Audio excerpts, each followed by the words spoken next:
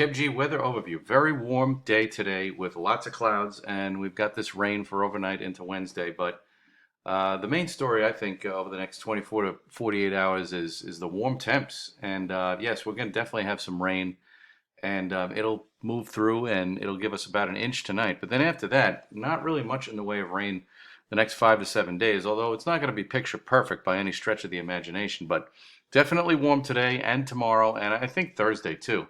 Now, we look at the radar right now, it's coming through in waves, and that's basically going to be the moral of the story tonight. It's going to be off and on. You'll get a period of moderate to heavy rain, more widespread, probably after midnight for the entire area, but until then, it's just scattered waves of rain moving through.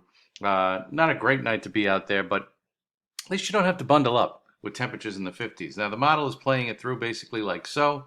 You got an old frontal boundary. If this was summertime, we'd be looking at a lot of thunderstorm activity, but we just don't have the instability for it. And then by tomorrow, we move this rain through probably by mid morning, but we're going to be slow to clear. We're going to be socked in with showers and drizzle. So even though the steadiest rain will be gone, it's going to take all day, especially for eastern New York City to clear. And gradually we'll lose the rainfall as the bulk of it will be off, but we'll be stuck in a lot of moisture and clouds. And then Thursday, we're sort of betwixt and between, but we get a nice day out of it with sunshine and high temperatures in the 50s again. And then colder air moves in for Friday.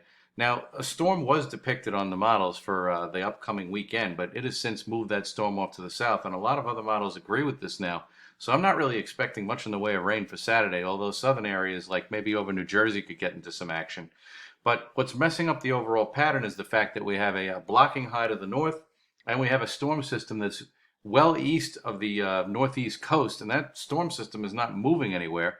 So it's sort of a mixed bag because we can't really lose the influence of the storm completely, but at the same time, we're not overly socked in with clouds and rain. So it's just going to be a lot of unsettled weather, but most of the rain, I think, will be through by the time we get to tomorrow night. Now, I want to show you like the day by day because it is very confusing off the models. Here's what falls through Wednesday.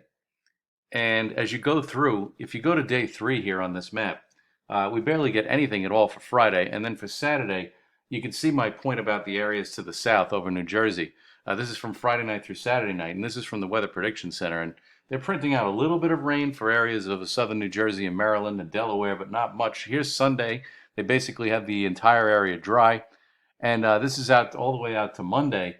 And you can see that rain is menacingly close, but the overall bulk of the rain falls through the first 24 to 48 hours. So that's why it's a little annoying when you look at the apps on your iPhone or your smartphone, because it doesn't give you that detail. It kind of includes a general chance of rain, and that's where the confusion can come in. You can see the temperatures that are warm, and even warmer still tomorrow. Plenty of clouds, morning rain, and then it kind of gradually dies down.